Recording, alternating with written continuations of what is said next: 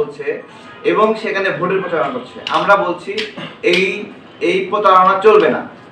ভোটের এই কয়েকদিন, এই যে ফেব্রুয়ারি মাস পর্যন্ত এই কয়েকদিন এই যে রাজনৈতিক দলের তালিম বন্ধ থাকলে ইসলামের আহামরি ক্ষতি হবে না, বরঞ্চ যে রাজনৈতিক দলগুলো যদি মসজিদ কেন্দ্রিক তাদের রাজনৈতিক তালিম চালু করে তাহলে মসজিদে পরিবেশ নষ্ট হবে। একটা মসজিদে একটা হুজুর যখন কোনো একটা রাজনৈতিক দলের পক্ষে খুব কৌশলে আকারে ইঙ্গিতে কোনো একটা রাজনৈতিক দলের কথা বলছে খুতবার সময়ে, তখন ওই মসজিদে শুধুমাত্র ওই দলের লোকেরাই নামাজ পড়ে, ওইখানে ভিন্ন একটা রাজনৈতিক মতাদর্শের লোক নামাজ পড়ে না।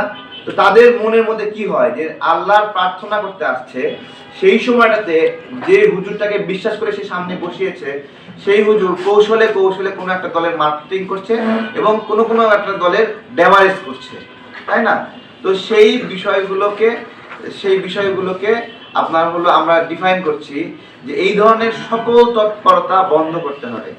যদি কোনো একটা দল, সেটা ইসলামিক দলই বলেন, যারা ওয়াজ মাহফিলের সাথে সম্পর্ক, সে যদি ভোটের জন্যই কার্যক্রম করতে চায় তাহলে ওইখানে আল্লাহ রাসূলের নামটা লেখা বাদ দিয়ে তাদের মার্কাটা দেখ এবং লেখুক যে আমাদের দলের একটা প্রচারণা ক্যাম্পেইন, আপনারা আসেন, তাহলে দলের পক্ষ থেকে দিনের কথা বলবে, ভোটের কথা বলবে, কিন্তু সেটা ডিক্লারেশন তারা এটা করতে হবে।